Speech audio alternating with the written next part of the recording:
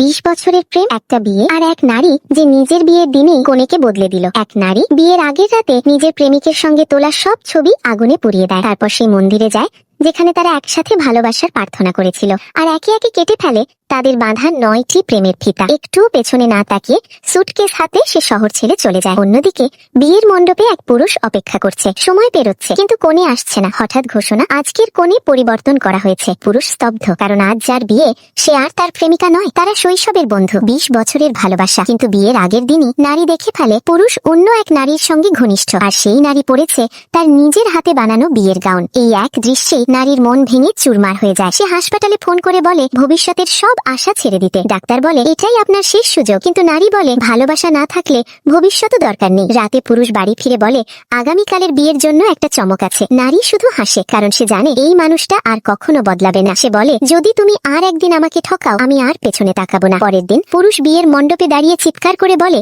আমার স্ত্রী শুধু সেই হতে পারে। কিন্তু প্রশ্ন হলো এই গল্প কি এখানেই শেষ হবে, নাকি নতুন টুইস্ট নিয়ে আবারও ফিরবে?